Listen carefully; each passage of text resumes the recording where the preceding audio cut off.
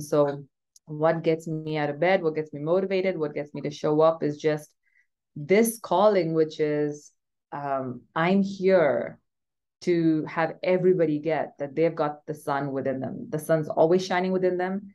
It's just clouded by these identities, these false identities that are finite and are like shackles to their feet. So it's time to shed them all. Born and raised in the motherland, chasing a better life.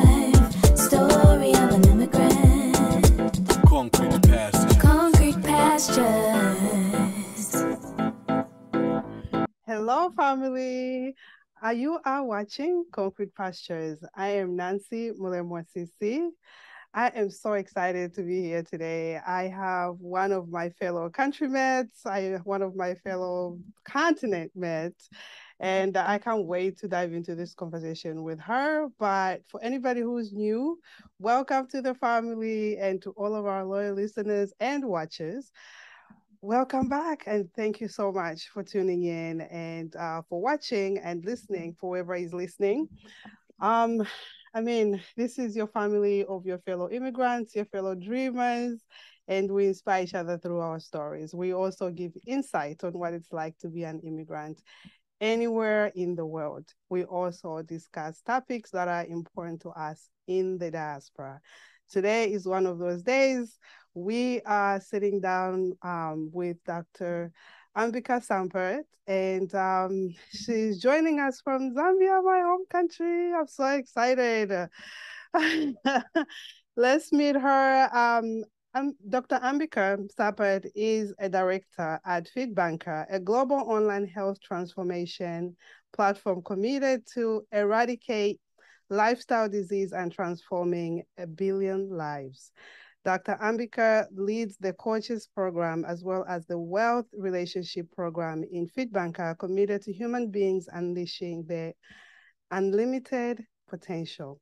Previously at Acumen, a pioneer in the impact investing sector, she managed partner engagement across Europe, resources, mobilization, and revenue generation across multiple sectors in developing markets. She was born and raised in Zambia, a global citizen who has lived across 4 continents and delivered numerous talks as international platforms across multiple geographies on health, investing, and leadership. Her legacy is love, the core of essence of what is to be a human. Oh my God, that's amazing. Love the last part, the core of essence of what it is to be a human. A lot of us forget that part. We think we are super human beings, and but welcome, Dr. Sampat. How are you doing? Thank you so much, Nancy, for that introduction. I am doing great, and it is such a small world where you are sat on the other end of the planet, across continents, and yet what connects us is an identity of Zambian. And I'm really excited about today's conversation and just what there is to unpack and share. I am so honored, Doctor, to have you here. I've been looking forward to this conversation because it's a well-needed conversation. But before we get into it, I just want for all of us to get to know you a little bit. You are from the homeland. You have a different experience, obviously, than I did.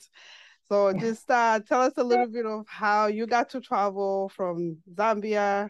What was your experience in Zambia and how you got out of the country? Yeah, sure. So I was born and I lived here till I was 15 years of age with my parents. My dad was in the mining industry, and with, 70 or 80 other families from India or from the UK, he was hired as a brand new, fresh graduate from engineering universities, brought to Zambia, and really were working in some of the largest copper mines in the world. And most of these families were newlyweds or people with toddlers. And so we grew up in a really large community of expatriates, of mining industry that dominated and was the leading industry in Zambia back in the 70s and 80s and most of the 90s.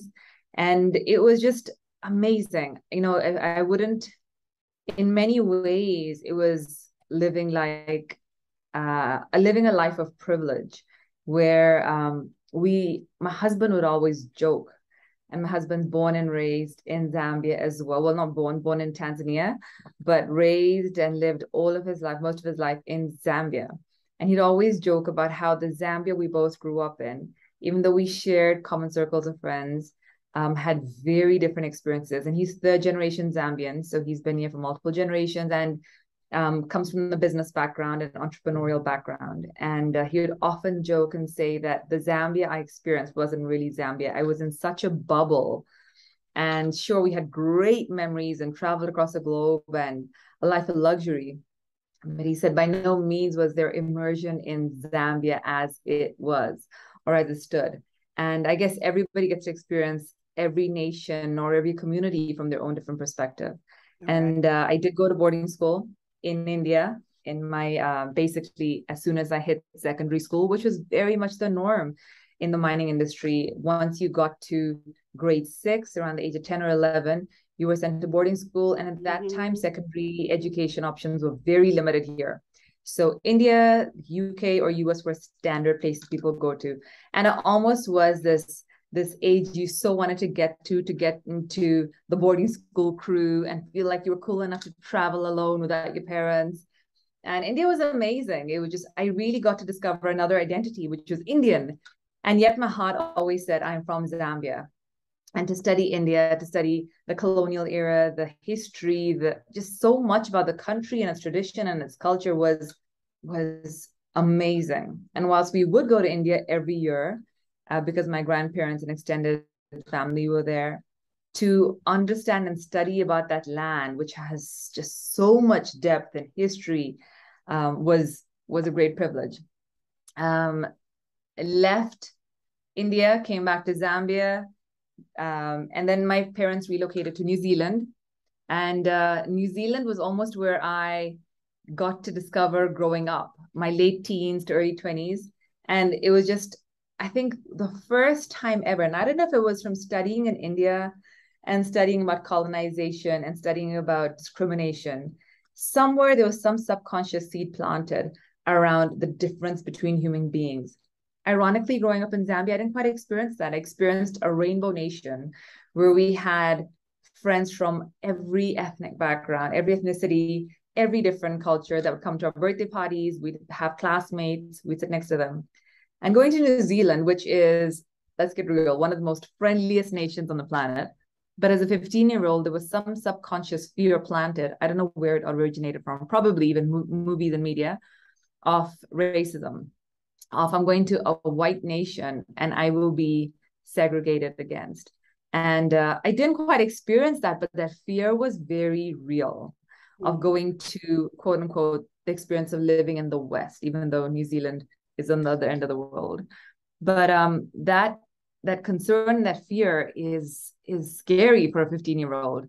And I can laugh now, but I went there for my final year of my A-levels, and I would have some people who were just amazing, like real scholars in my class, actually ask me genuine questions around how did I get around school? How did I get to school? Did I commute on elephant backs? So I had classmates who genuinely come to me and ask me, how did you get to school? Did you get there on an elephant back or did you ride lion backs?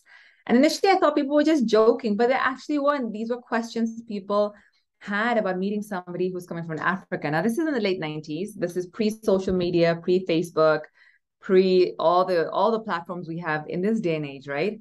But it also was an eye-opener many years later to the danger of a single story, where TV, news, media show one version of an entire continent with 50 plus countries as something that's ridden with poverty, right? I had somebody come up to me and say, hey, your English is really good. And they were surprised at the notion of somebody coming from Africa being able to speak English.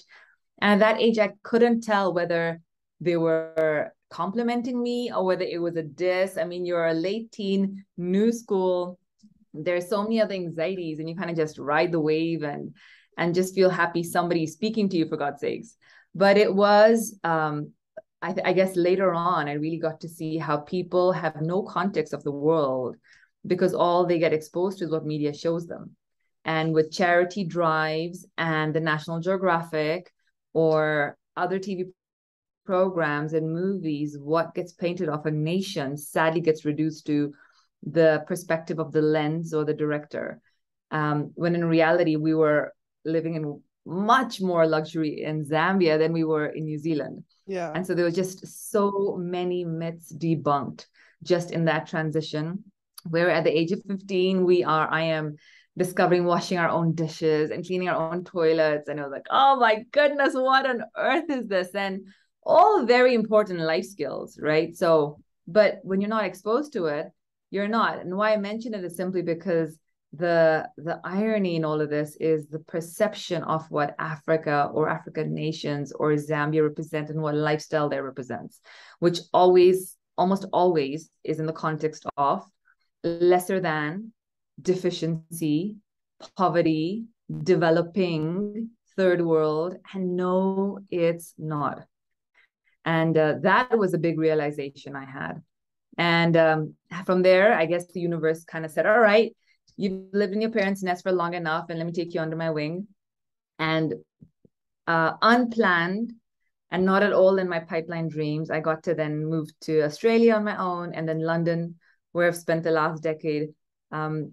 Purely one was Australia was to pursue my doctorate in gynecology and obstetrics. My supervisor moved in the middle of my PhD from New Zealand to Australia.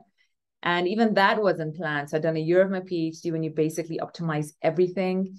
And then he gets offered this unmissable director position in this big gynecology hospital, this pregnancy maternity hospital. And he moves and offers me a scholarship, and I move along with him. And then London was where love took me.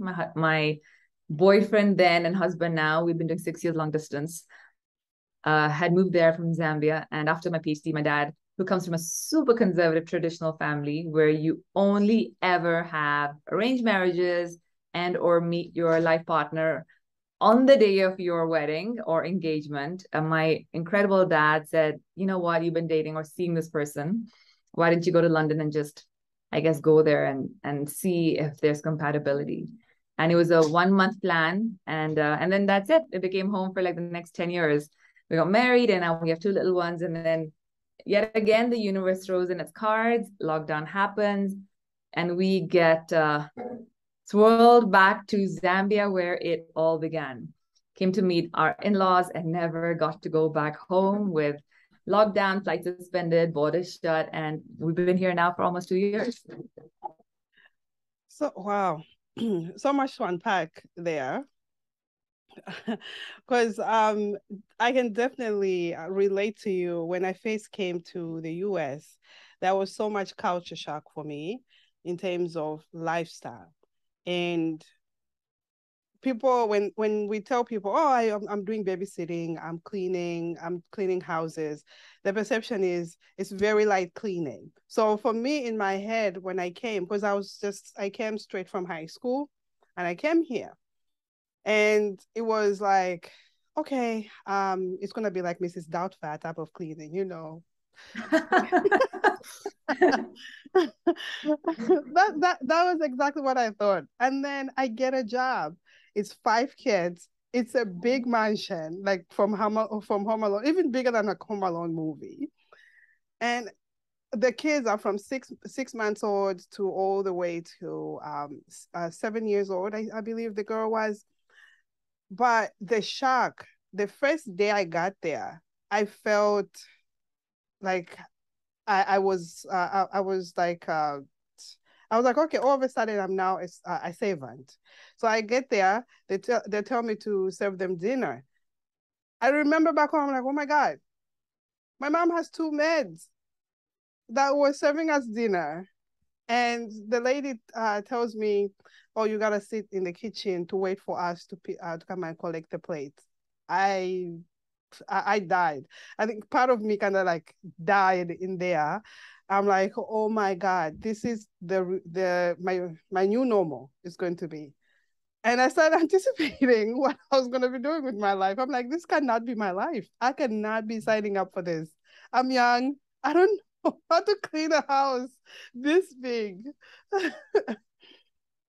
So when you are talking about for you guys for the first time cleaning and not being served and all of that, like the perception that is given of Africa, like Nigerians have big mansions. Zambia now has like amazing, beautiful houses that I see all the time. Like the infrastructure is much better. There's so much.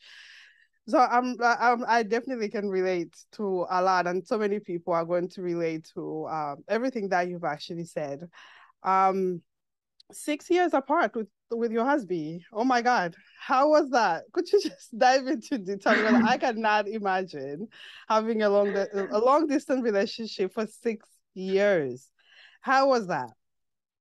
So, firstly, it was never intended to be 6 years. If either of us knew that 6 years, somebody said, "Here's your future, and you're going to be apart for 6 years," I don't think either of us would have stayed in it, which I think is at times the beauty of not knowing what the cosmos or the universe has in plan. So, I was doing my master's. He was in Zambia. I was going to finish my master's in what, like a few months' time or in just under a year.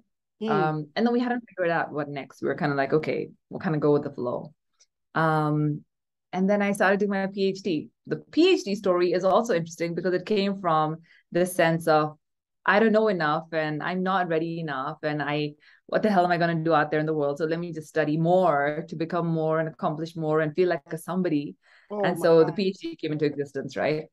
And I loved my line of research. I eventually like it was brilliant. I got a distinction in it, the discoveries, the findings. It was extraordinary, but truly, Nancy, the driver was feeling not enough, the sense of just deficiency and not belonging, right? And as a kid growing up in Zambia, whoever was asked, it was either, what do you want to be when you grow up? It was either doctor, engineer, accountant. Um, I don't Yeah, know if there's anything else. Those are probably the most popular I categories. remember saying that. And yeah. And many of my family friends who've grown up in Zambia have indeed become doctors. Many have become engineers. Many have gone in the finance industry and now probably branched into other industries because the option is there. But for me, it was like doctor, except when I finished my A levels, it was like, oh my God. And I understood what medicine entailed. I don't want to sit by the bedside of sick people. That's so not me. And then this whole forensic science and clinical research and clinical studies came out and started looking really sexy and great. And I was like, let me do that. It's only 3 years and I'm out of here. Except after 3 years, it's like, what can I do out there? Let me do my master's. And then my friends are like, really? You're going to do master's? And I so wasn't like the academic type or the one that would study. If it was like a choice between studying and hanging out with mates, I always chose the latter, right? And I think it was only when I was doing my master's did I learn how to study, to go from like A's, B's, C's on average in my undergraduate year to then getting straight A's and distinctions and putting in hours. I don't know how I discovered those hours. And it was just amazing because there was no distractions then. My mates had all graduated. And then to get into my PhD and discover a passionate way of existing was amazing. And having said that, there still was this trap of the identity and the title, like, yay, I got the doctor title. And it lasts for a few moments before the sense of I'm not there yet comes into play and comes into existence. And that's a real big realization, and a real big internal dilemma that many of us face, which is you get the job title you seek, but then there's still a sense of emptiness. You get the promotion you seek, and there's still an emptiness. You go to the country you think will solve all your problems, and there's still an emptiness. You get the identity, the appearance, the clothes, the car, the status, the relationship, whatever, right? And there's still an emptiness because we're actually seeking fulfillment and completion and validation in all the wrong places. And that was, I think, one of my biggest ahas and discoveries in the last decade. How did you get there? Like, how did you finally realize it's like all my titles are, yes, great, but they're not who I am? How did you get there? Because it's a lot of us are still searching for that, to be honest with you. And getting there maybe you can help us on how you got there. Maybe we can relate a little bit. Oh God, it's been one hell of a journey. So I thought the peak of the mountain, like the peak of Everest, was actually getting the doctor title, and God, was I wrong? Because right after that, I was like, man, I still feel like a nobody. Because the salary as a postdoctoral research fellow then back in 2010, right? And I got a job in like the leading obstetrics facility in London at St. Thomas's Hospital at King's College, right? So it was a big win. And it was a contract that kept getting extended across the period of a year. But the salary, when you've just done your doctorate and come, was a fraction of what a graduate gets when they enter the finance world, right? And I couldn't get my head around it. And just along the Thames, beyond St. Thomas's Hospital, was all the big finance homes, big four buildings, and JP Morgan, where Ronnie, my husband, was. And to go there all the time and see these fresh graduates earning double or triple of what I had, having studied 10 years more than them, felt so deeply unsettling. And I was like, I know, I'm going to go get an MBA because that's valued more in London, right? Thank God I didn't, right? Thank God I didn't. But I was that close to going and applying for it. And Ronnie was looking to do it. And then thankfully we spoke to some amazing people who are like, you're already there where people want to get to after having done an MBA. So somehow that deep quest to find more got parked from the academic space, but then we delved into the personal development space. So from spirituality with organizations like Chinmaya Mission to personal development, which happened really intensely and rigorously with platforms like Landmark, and then Unleash the Power Within, Tony Robbins, and several others. Both Ronnie and I really delved into the deepest end of those discoveries. And it was a real journey. And it wasn't like we held hands and jumped in it together. I stumbled upon the personal development work with a great friend, mentor, colleague, who I met, and I just loved him instantly, and started to discover Ambika in new ways. And he was like, go and do this program called the Landmark Forum. So I go and do it. It's 3.5 days. On the final day, you get to invite your friends and family. I invite Ronnie. This guy's coming as vice president of JP Morgan, thinks he knows everything. And he's like, man, what are you doing here? This is like Jerry Springer. It's a hall full of like 200 people, right? And then he hears people going to the mics and sharing what they got from the weekend. And people are like, hi, and they've had breakthroughs. And I bring 7 guests. And he was like, oh my God, whatever you guys do, do not get sucked into sign up to stuff like this, right? This is just like Jerry Springer style, and you guys are all good. Anyways, what happened at the end of the night, nobody signed up, thanks to Ronnie, none of my friends, to the program, because it was an invitation to join the next program, except for him. He signed up, he lost a bet, and he ended up doing and entering the personal development world, kind of kicking and on the back foot, just having lost a bet. But it the universe works in the most amazing ways. And it was the beginning of our unbecoming and letting go of all the identities we thought we were and all the fears that kept us trapped in the past, to really step into a space of the freedom to be. When you get so comfortable in your skin and start discovering ways of being, just being, it's so liberating, Nancy. And it's something you want for every single person in your life. And truly, we were in the face of everybody in our life. Guys, you got to do this. It's amazing. And for some, it's confronting. And for some, they did lean in and participate and do the programs and really cause a shift in their lives. But that was our journey. And I think even through that journey, what I discovered, Nancy, is to the degree that we get disconnected from our authentic self, which happens in our formative years, by the way, to every human being, right? Where if you look at toddlers, you look at my 2-year-old, they're full of life. There's a fearlessness in them. They command love wherever they go. It's so refreshing to be in their company, right? But then identity gets formed. Up until the age of 2, there's an identification of oneness with a mom. And then the more you call them by the name, right, the more you say Ambika, Ambika, Ambika, Ambika, after a certain point, self-belief is triggered, which is Ambika is me. I'm a separate entity. An identity gets created, right? And from that point onwards, you're an individual. Me, my toy, my brush, my spoon, my fork, it's all, there's identification and personalization. So that departure from your authentic self already happens in formative years. And then on top of that, you experience at times being shouted at, or you get picked at, or get bullied, or get left behind, or don't come first in class, or can't run as fast as another person, whatever. The world of comparison totally starts to kick in. And in that space, every human being is left feeling deficient.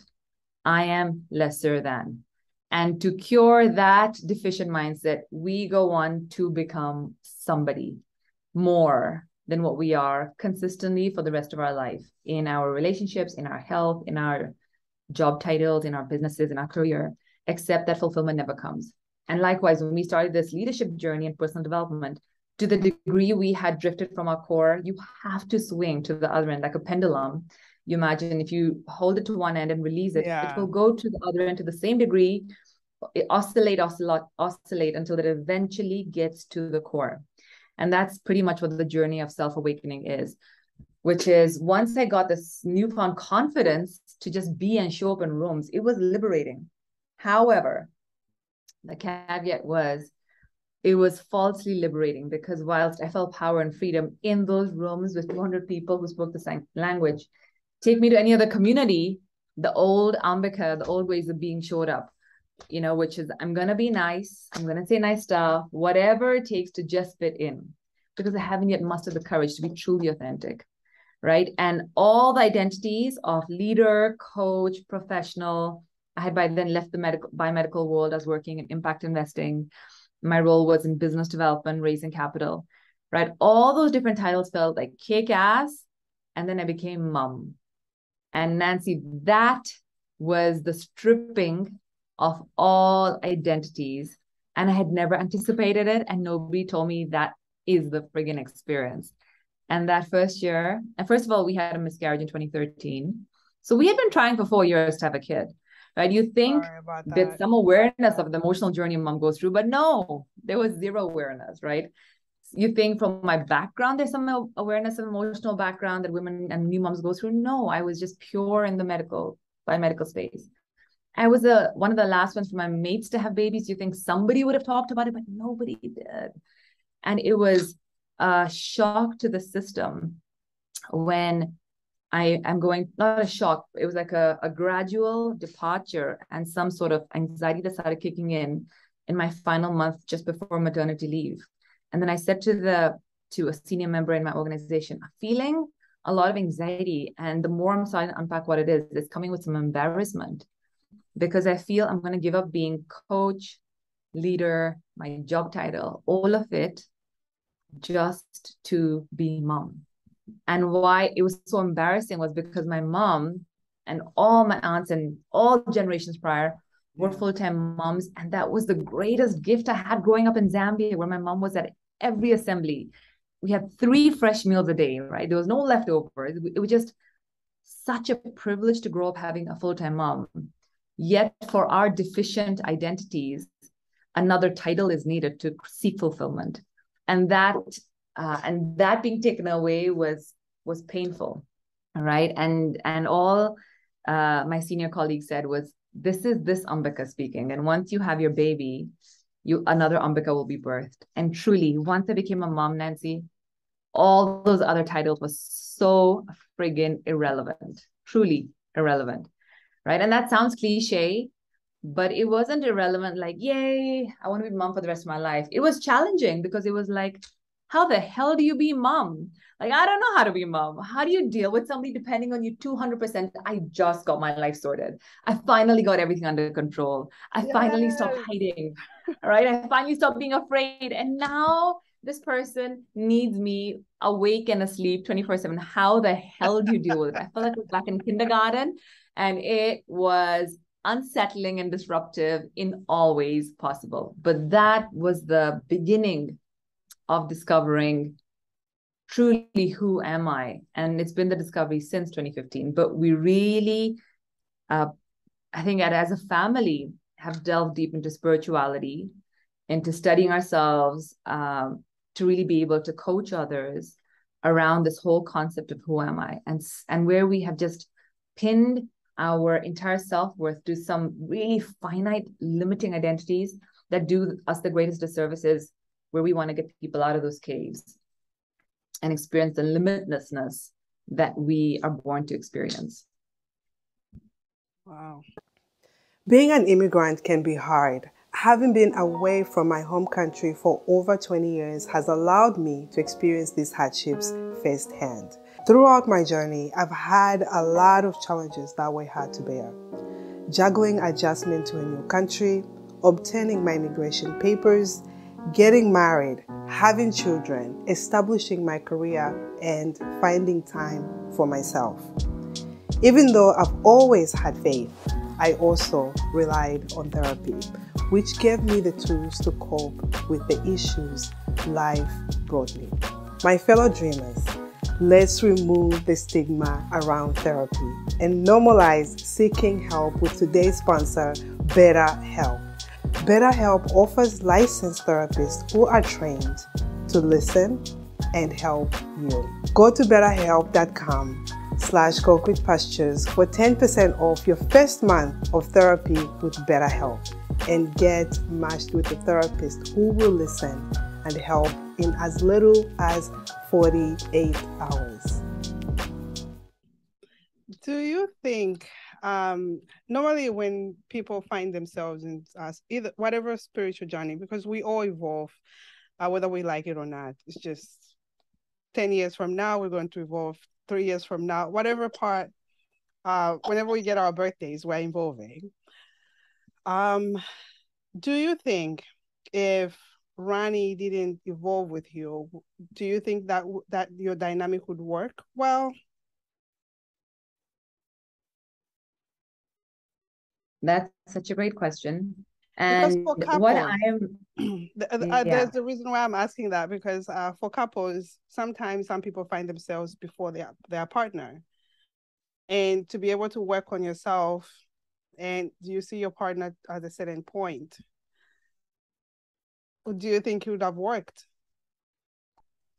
I love that you asked the question. So firstly, I want to like really, from everything that we've studied in spirituality, there's a core fundamental belief, which is every single person, and especially our most intimate relationships, mirror our internal universe, right? Our inner universe. And they're all almost awakeners for us to get to see the resistance, the unhealed and disowned parts within us. So that's the first thing.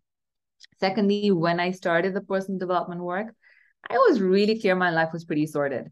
But I'm doing it because I can bring my husband into the room, who's the one who really needs this work, right? I mean, it took the guy friggin' 8 years to propose, right? So in my head, it was very clear that he needed the work. I was absolutely fine. And truly, Nancy, for the first year, the programs we did, right? First of all, we did different like we didn't do the same courses. We sat in different weekends and different programs. And part of it was probably subconscious, which is, I don't want him to see the ugly parts of me, right? But equally, I was very clear in taking notes of the parts I knew exactly he needed, right? And then I had this advanced technology, and I'd go and say, this is what's wrong with you, right? Forget like applying it to myself. It was all evidence to go and take and show him how he's so broken, and vice versa. And then finally, in like August 2013, we did the first course together, which again, the universe worked out amazingly, because it was when we did have a miscarriage, and it was when we got the best coaching, and it was when we got to experience our most rawest, vulnerable sides, going through this trauma that was perhaps the biggest we'd experienced together as a couple, but personally also emotionally, physically. And then thereon, we started doing programs together. But then equally, Nancy, we would sit next to each other and then like elbow each other to say, this is for you, listen in, you know, you're the problem. They're talking about you. And the program facilitators are so wise. Like they know this from 100 people. They know human psychology, and they always say, by the way, if you're sat next to your partner and you're nudging them, stop doing it, right? And we'd always laugh, but that was us, right? So, and why I share that is because it wasn't like us holding hands and stepping in together. Not at all. It was disruptive. It was like throwing our marriage in a washing machine, witnessed it go round and round, parts we didn't even know we were dealing with. The breakdowns we didn't even know we were dealing with were all being spat out and like in our face, and like a gigantic spotlight shone on them. And it was so uncomfortable, right? And it's going through those storms where we discover ourselves, right? And we did this 7-month leadership program where like the carpet of our marriage was just ripped off, and all the gunk underneath was there, like the past, the stuff we never shared with each other, just so much, right? And one of the biggest things I got was coming from this sense of deficiency that we all have as human beings. For me, it was, how do I get to be the perfect girlfriend, perfect fiance, the perfect wife? And it was paralyzing because in that space, he never got to ever meet the free, authentic me, the one my best mates get to see when I'm crazy and laughing out crazy and dancing crazy, with just this image, this personality who wants to be the best wife. And there's no room for connectedness in that, because it's me versus my head and how I think I should be, right? And all of that got rocked, and there were just so many breakthroughs, but it all was us working on ourselves, and me getting that however he shows up is entirely my own creation because of my inner unhealed parts and my inner deficiencies.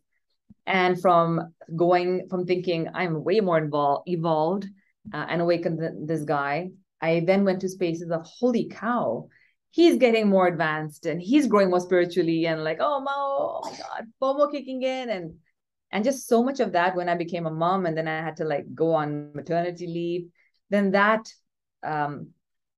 mindset really took over. And so we just find ourselves oscillating. And now I think I'm really clear we have similar belief systems and similar values, but our approach to spirituality at times will be different. We'll read different books at times, or at times we'll read same books. We'll go to similar spiritual camps at times, or different rooms.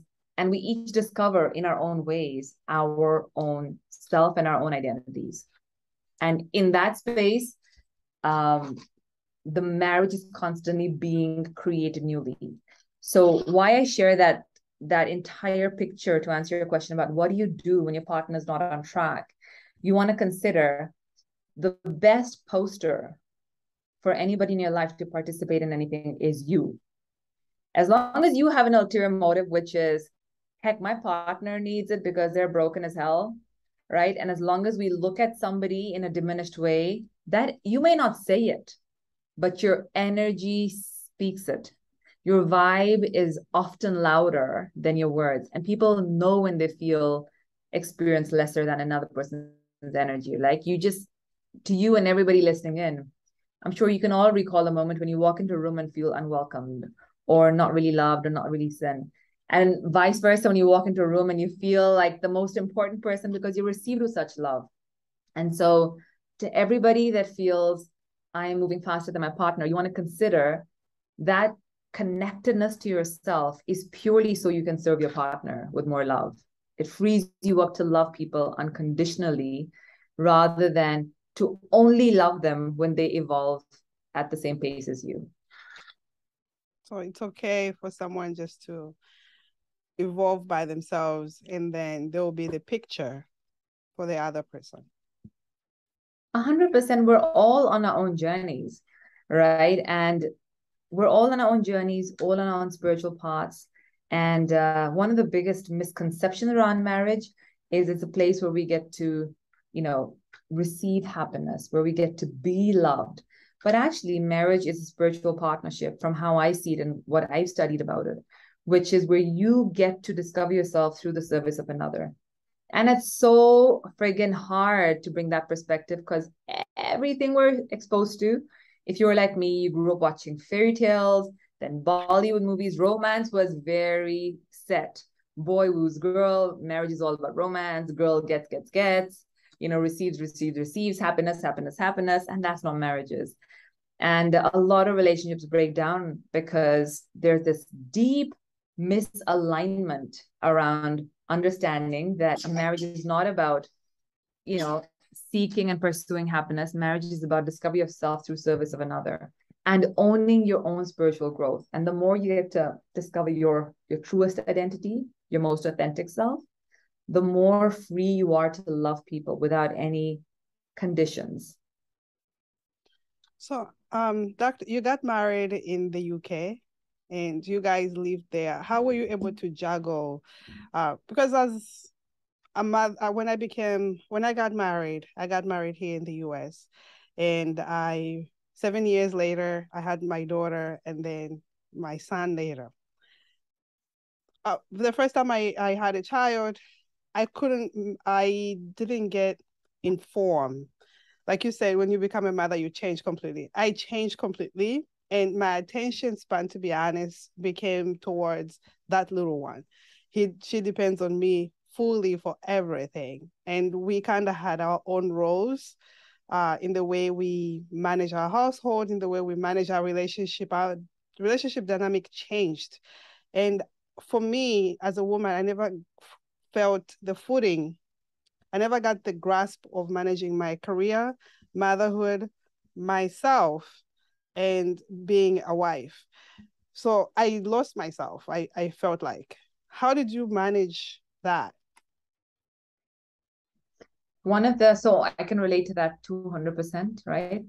And my greatest crutch, if you like, was when my firstborn was, I don't know, probably in the fourth trimester, so when you're just under 3 months, I started meditating, and there's a WhatsApp group called the 5:30 a.m. club or 5 a.m. club, and but when a friend invited me to the WhatsApp group, I was like, "Are you freaking kidding me? Like, I barely get any sleep. This kid is awake every hour. Now you want me up at 5 a.m. to be part of this meditation?"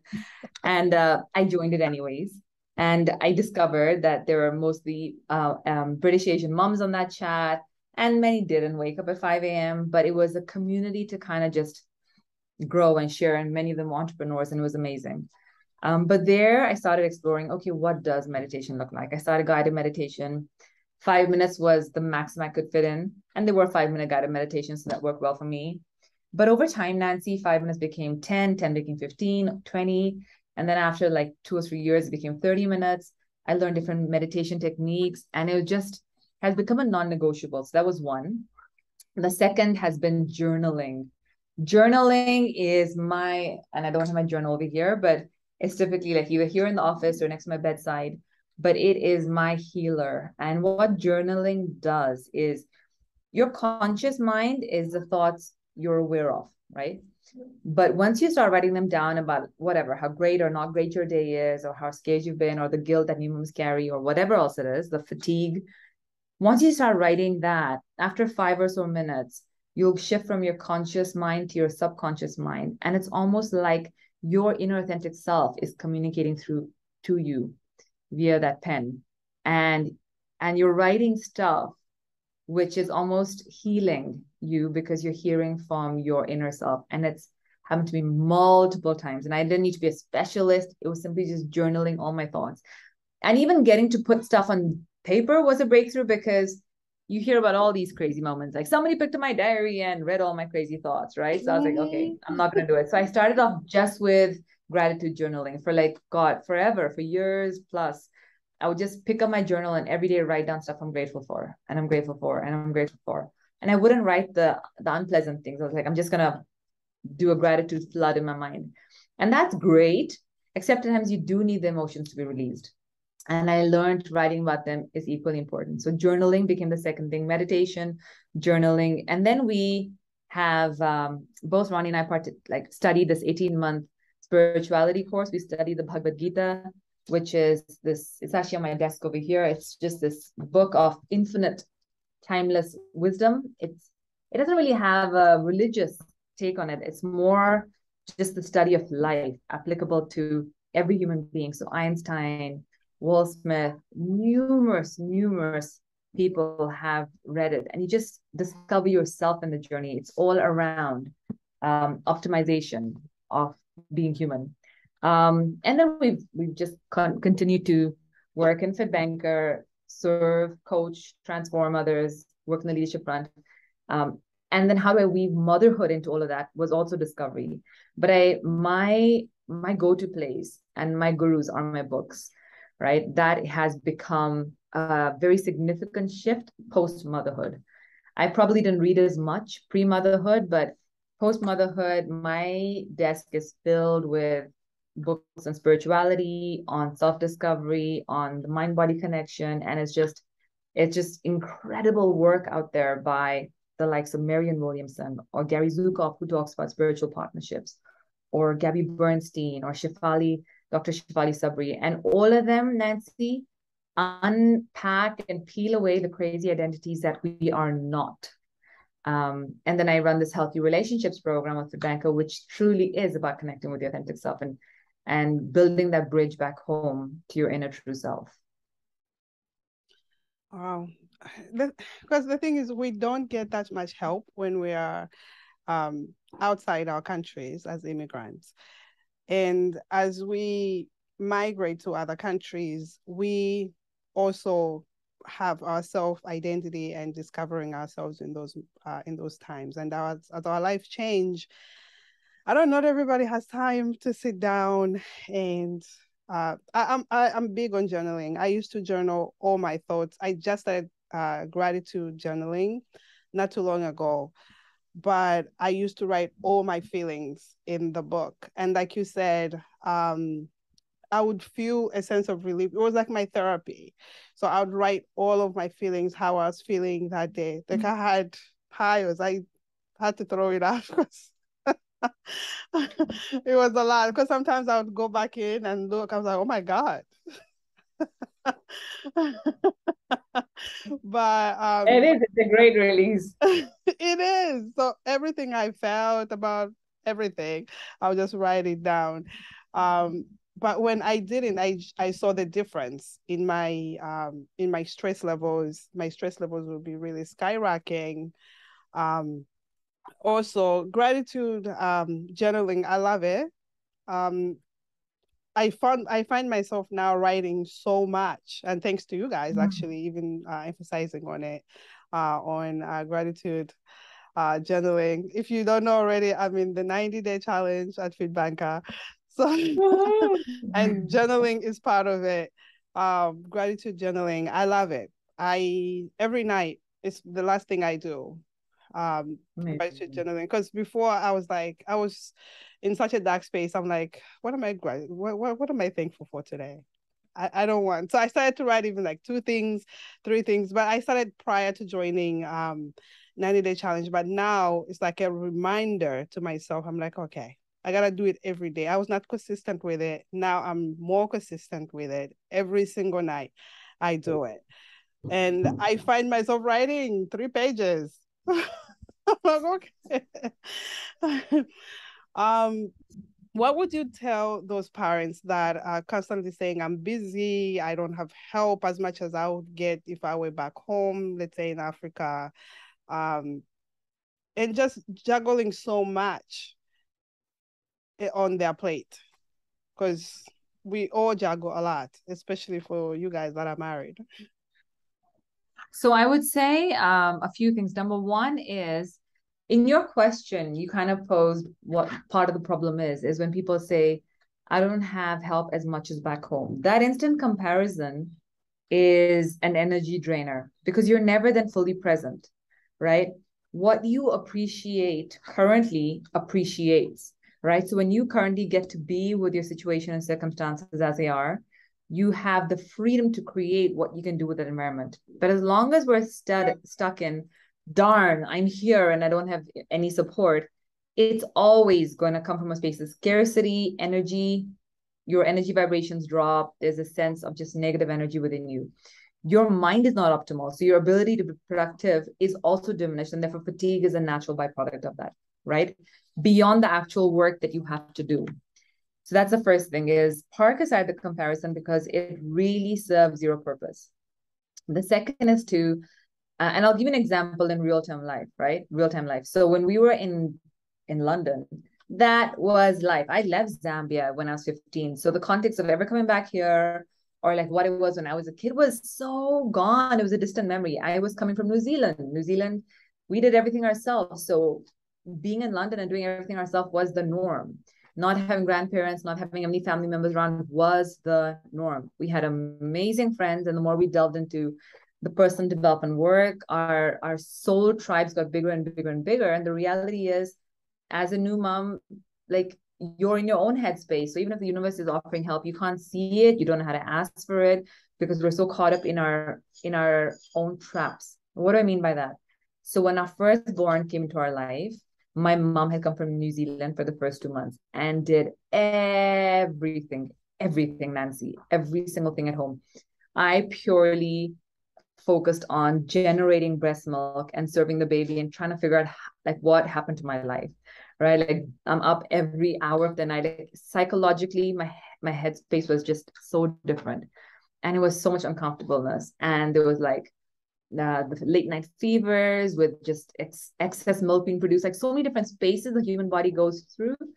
And his mom did everything, but the pitfall there was mom did everything mom's way, which was immaculate, right? She goes back to New Zealand. Then there's a gaping vacuum, number one. Number two, for me, subconsciously, I've witnessed a mom living her house and creating her home with immaculateness. So for me, I registered that as I have to do the dishes every day. I have to clean the house every day. I have to do everything I was doing pre-baby, post-baby.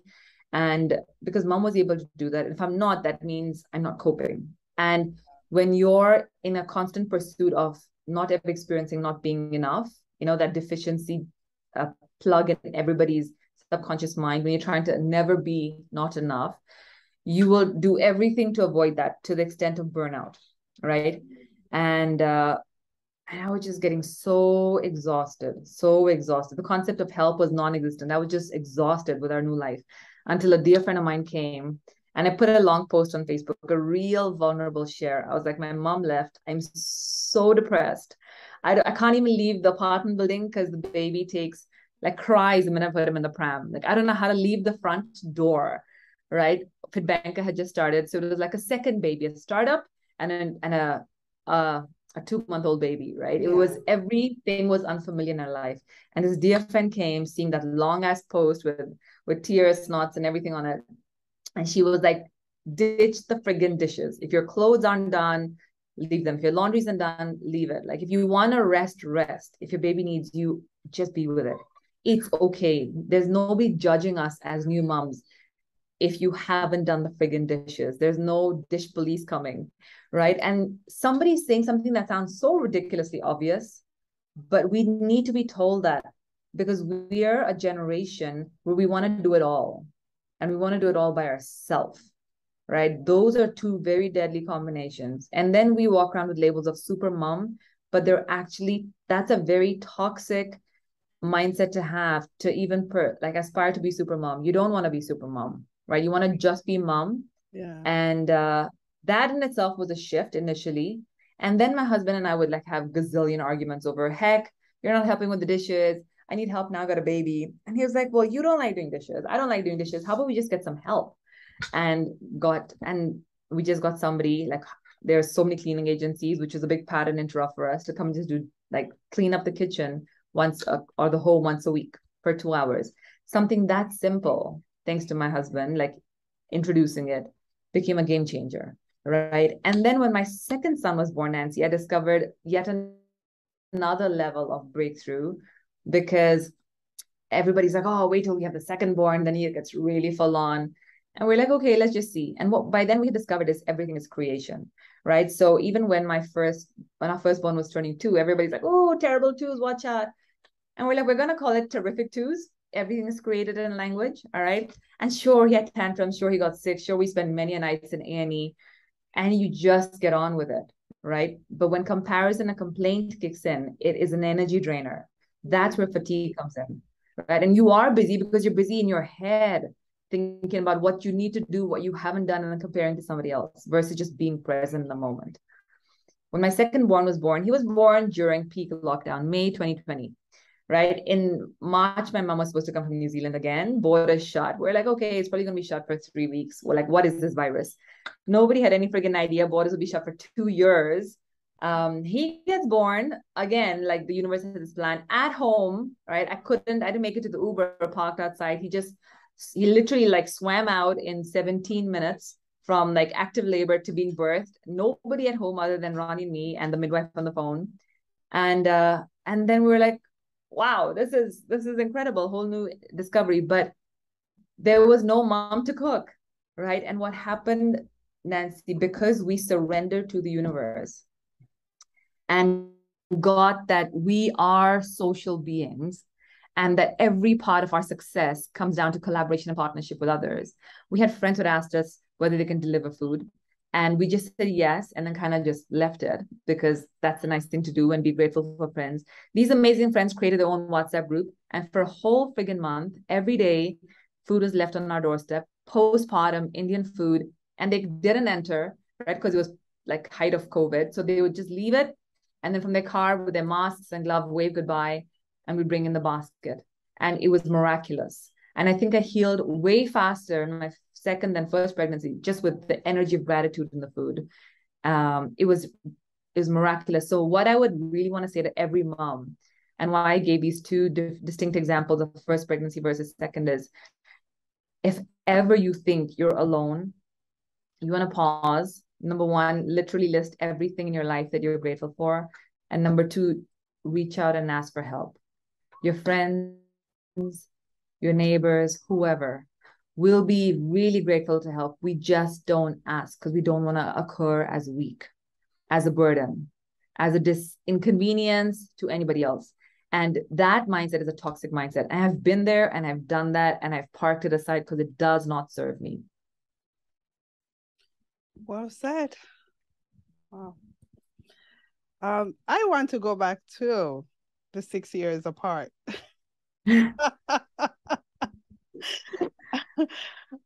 when I had a conversation with Ronnie, he told me, "Oh, we were 6 years apart."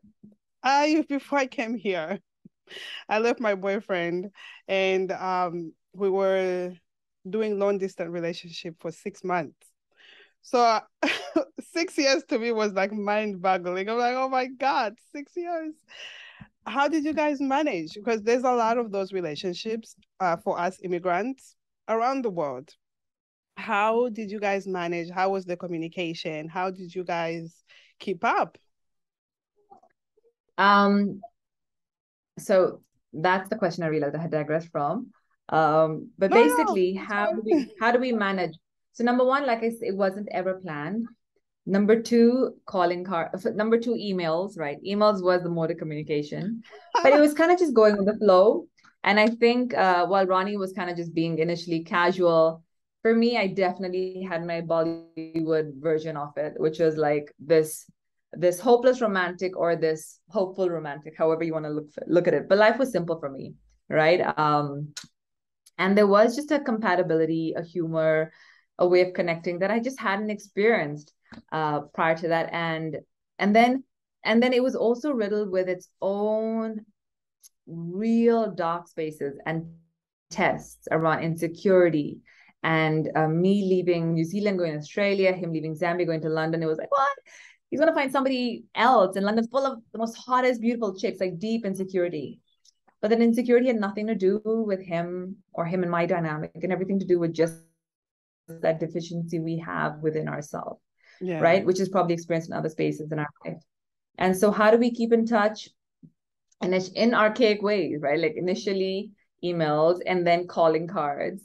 And then smartphones came to existence. And then, Nancy, I vividly recall the first time we had a Skype conversation. I was in Australia and I saw his face on those cameras you used to stick onto your laptops. And I was like, oh my, it was just sheer joy. And then we try and meet once a year. And he came to New Zealand, he came to Australia. But it definitely was challenging, right? And it kind of just, the days and the months rolled on. But we kept in touch. And then, when you're in touch almost every day, there's an attachment that comes into existence with this individual and this energy field. And but there were so many moments that were being channeled by fear rather than by joy, like the fear then of losing him, the fear then of screwing up, the fear of not being the perfect girlfriend, like all those crazy spaces we go through in relationships, right? Which were there. But then at the same time, when we would talk, we would only hear our own perspectives of our lives, right? Which was always painted in a good perspective because it was our version of our life, right? And then when I went to London, it was amazing, Nancy. But to meet after work and go for a movie, something as simple, or go for dinner was like a whole different experience. And then to see him interact with his mates, or just there's so many different dimensions that came to existence other than a phone call or a FaceTime conversation. But I feel, there were many challenging moments and there was many amazing moments.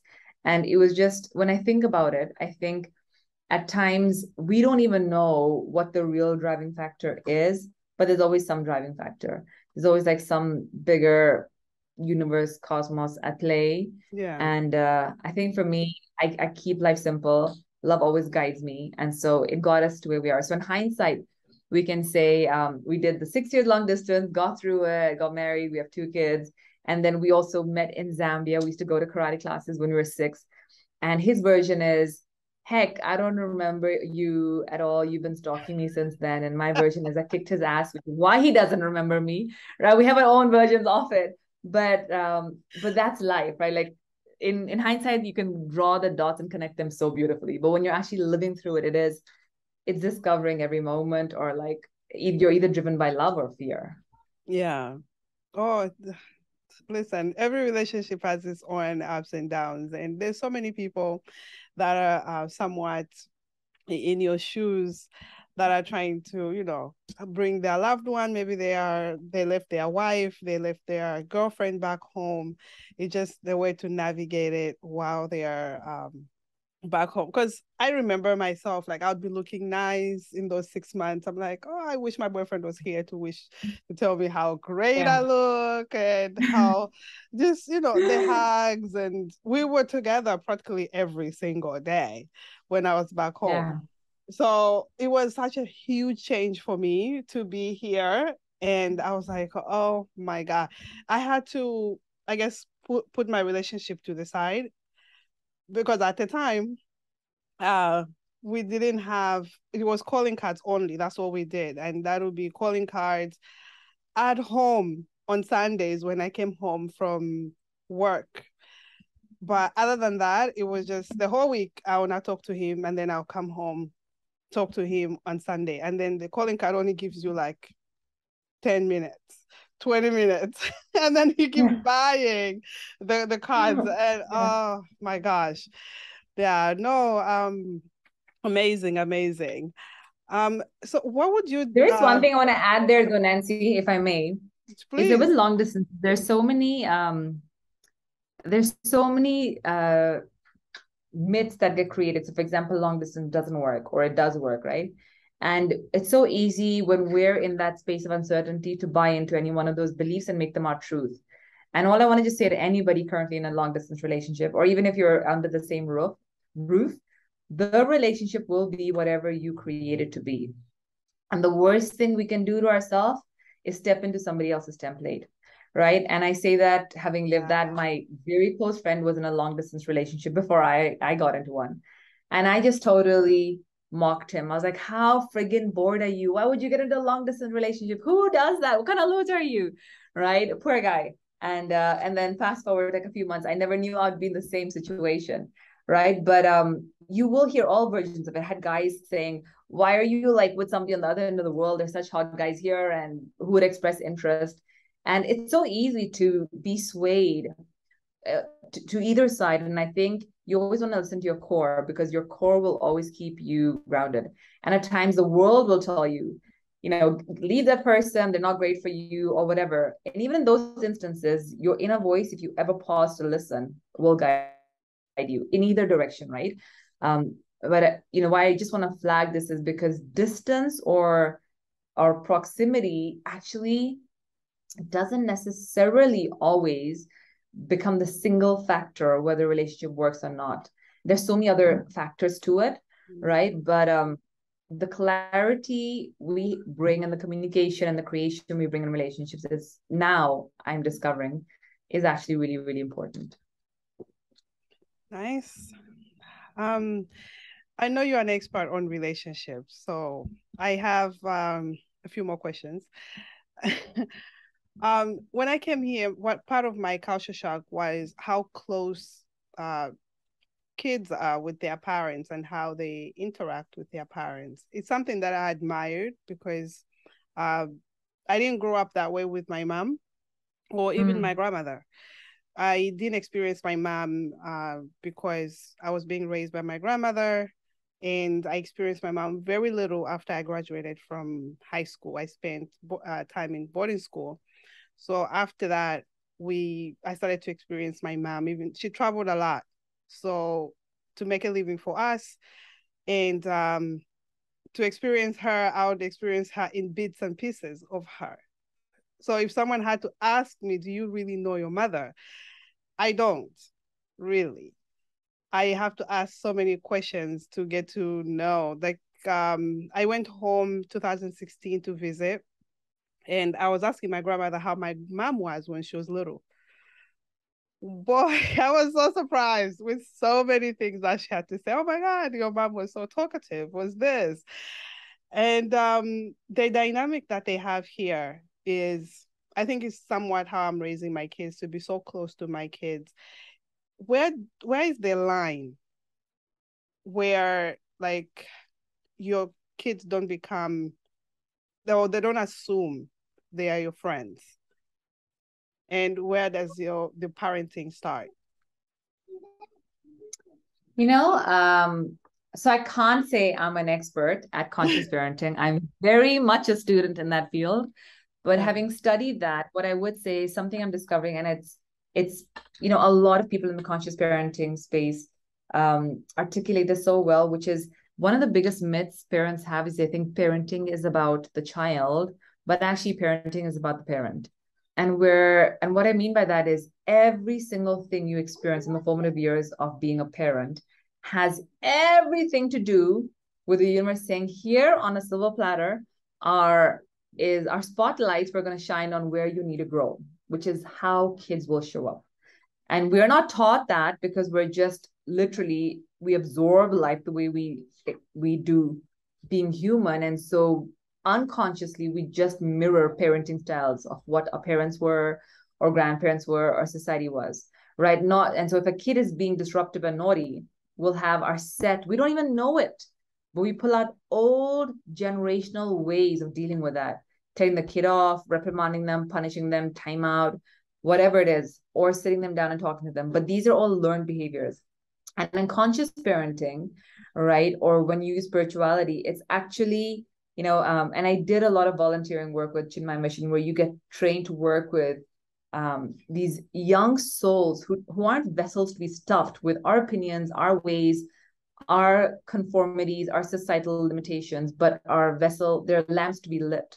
And how do you do that? So if somebody's being super disruptive, then it's all energy. So how do you channel that energy through communication that's encouraging so that the kid wants to shift from disruptive to engaging?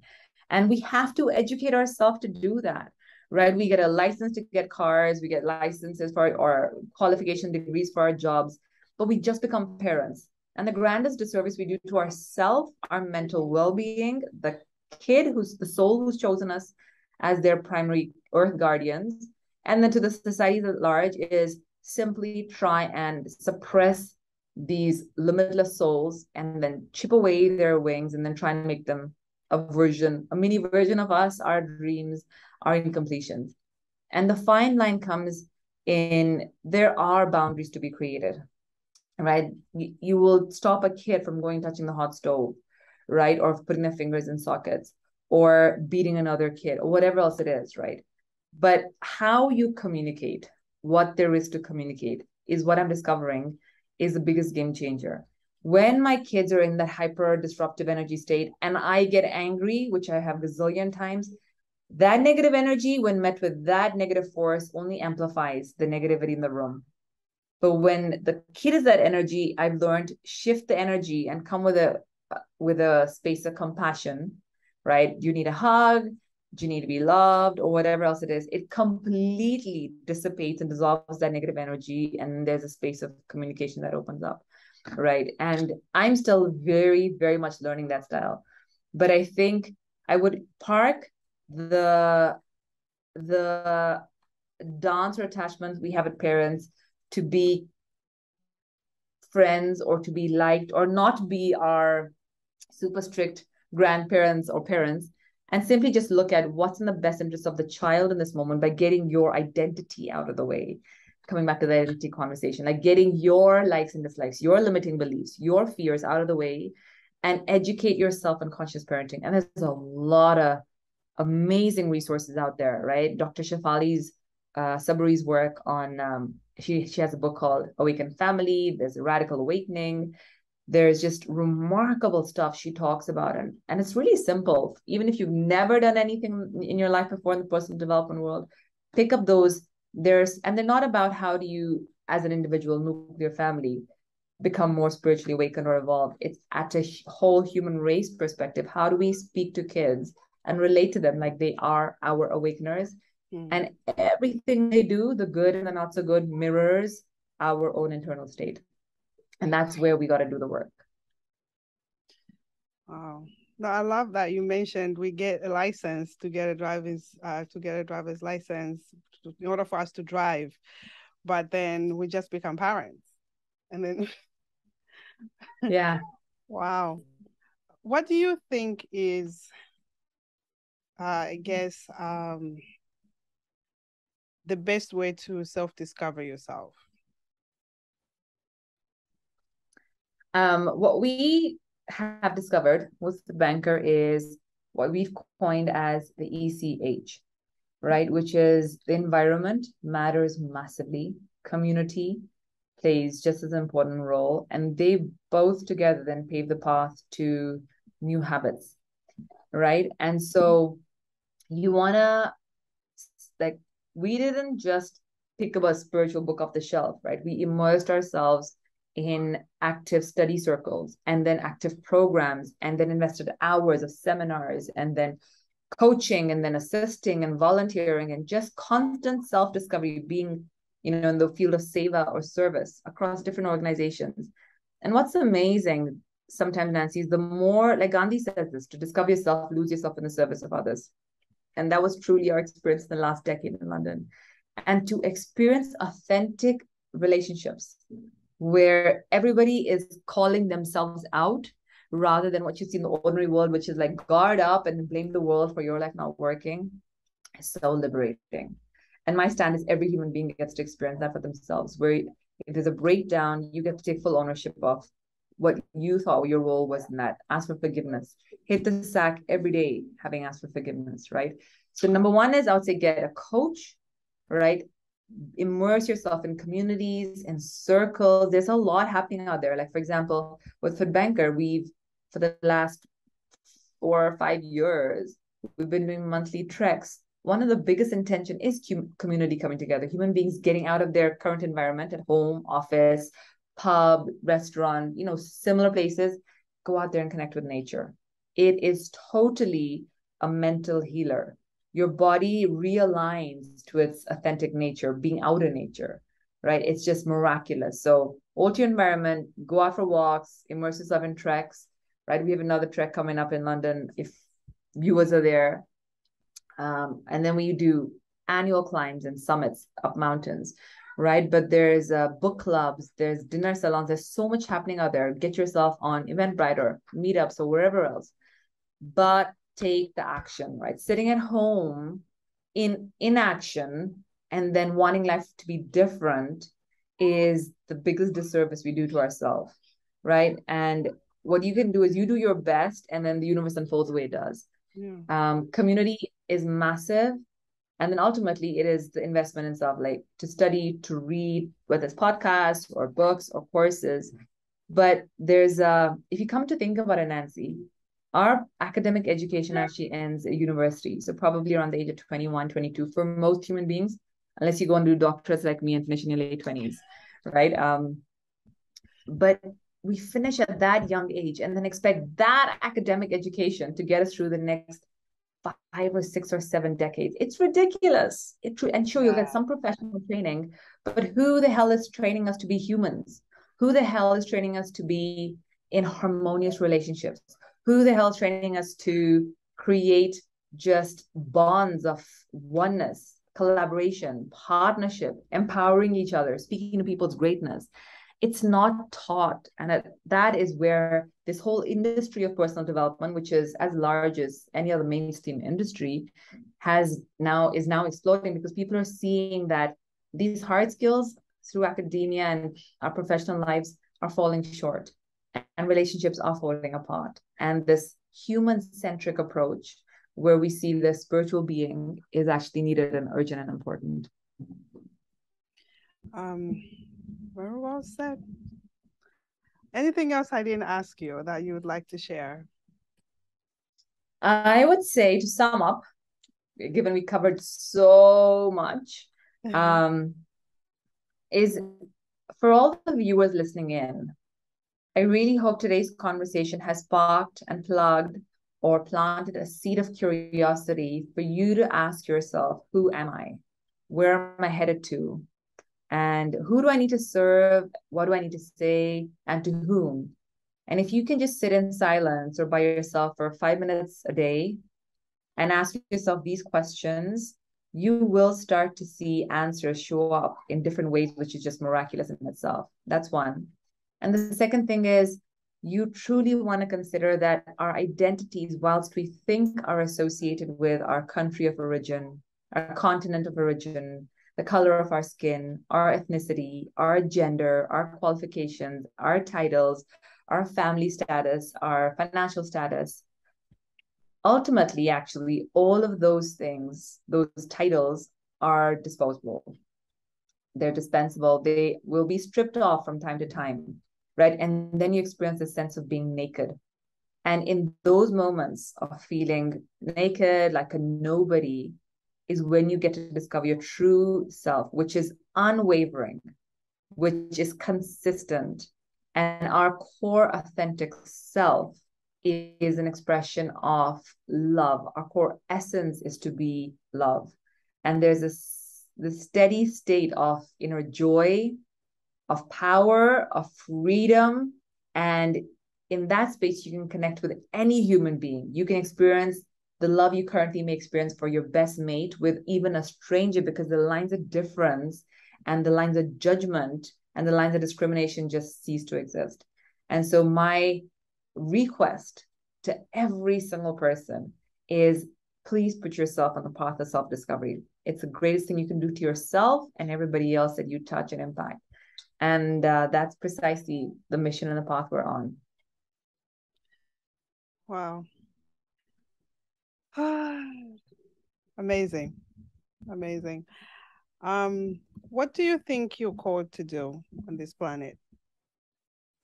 For me, it becomes more and more clear. It is to have every single human being experience reconnecting with their authentic self. How do you do that? You really unshackle yourself from memories of who you think you are, past identities, past suffering. And we don't even know we're living into past. We're just repeating, recycling memories again and again and again. We may have different people, different countries, different continents, different jobs, but our way of being is the same in those spaces, right? And so how do you unshackle from the past so that you get to really meet your whole self in this moment is extraordinary. And for every human being to be able to show up in this moment, because it's the only moment we have, as whole, as complete, experiencing just abundance of love, is my personal mission, right? I'm very much on the journey of that. And that's my stance and my calling and commitment to every human being. Beautiful.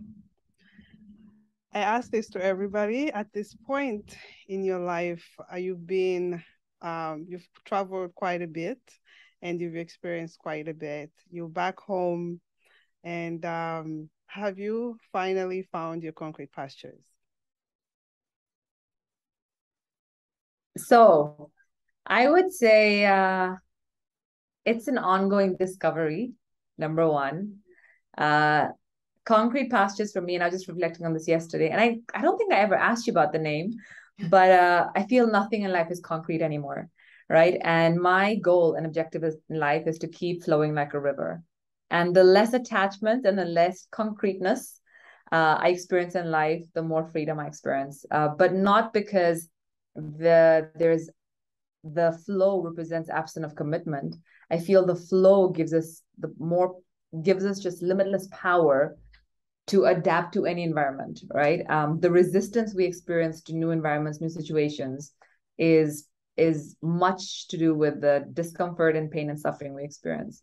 And I find great guidance from nature, where a river will continue to flow no matter what comes its way. A boulder will come on the path along its bed, and it will pivot and ultimately reach the ocean. So to answer your question, I feel home right now is where the heart is. And discovery of flow is most certainly a space I am in right now. So right now, I'm totally at home. And this moment is truly all that matters. I'm connecting with the amazing Nancy. Oh, nice. I mean, I can talk to you forever. Last question. I know I keep saying last question, but because as you talk, things come in my mind, and I'm like, oh, I want to ask her. I want to ask her again. What do you live by? And I leave everybody with a quote. What gets you going? What motivates you? What motivates me is probably, I think right now my family, and then the people we serve through FITBANKER. I was just sharing this earlier today on another session, where I really get it now that I have to be my most optimal self. Because if I don't, then my family experience such a suboptimal version of me, and that does them the greatest disservice. And likewise, people who are banking on me to show up and make a difference to them. And equally, at times when I say that out loud, some people are like, hey, what about you? How are you fueling your own self? And to do that, spirituality, my daily meditation is a non-negotiable, right? But also I do get myself a coach from time to time, right? I have my trusted community where when my head's in a total swirl, I will get on the call and clear myself, because it's important, right? And we talk about different stages of consciousness, where the lowest stage is the state of victim consciousness, where we experience life happening to me. And then life is happening for me. You get everything is a spiritual teaching if you just pause and listen and get there's something for you to learn. And when I'm standing in that victim consciousness state, the time has gone from like forever, days, moments, to just now it's a game I play. Like how do I get myself out of this in like 90 seconds or in a few minutes, because it's not people, it's not circumstances, it's totally an internal trigger. And that's what I got to heal and shine light on. And so what gets me out of bed, what gets me motivated, what gets me to show up is just this calling, which is I'm here to have everybody get that they've got the sun within them. The sun's always shining within them. It's just clouded by these identities, these false identities that are finite and are like shackles to their feet. So it's time to shed them all. Nice. You've given us so much insight. You've already shifted my mind in the direction that I want to see myself in my next relationship also. I'm gonna put it out in the universe. And so many people in relationships are going to shift in their relationships, listening to you and what you've been able to pour into our community. I appreciate you for being here. It's been an honor to have you. I've been looking forward to you coming on, and I definitely wanted you to share with us your knowledge, your wisdom that you have. Because I already know what you poured into me even the first time I spoke to you, and I know everybody is going to resonate with a lot of the things that you've been able to share with us. Your story is very powerful, and I appreciate you so much. Amazing. Thank you so much, Nancy. Thank you for this opportunity. And I love that we got to connect, got to speak, and here's to just making a difference together. Thank you. Thank you so much.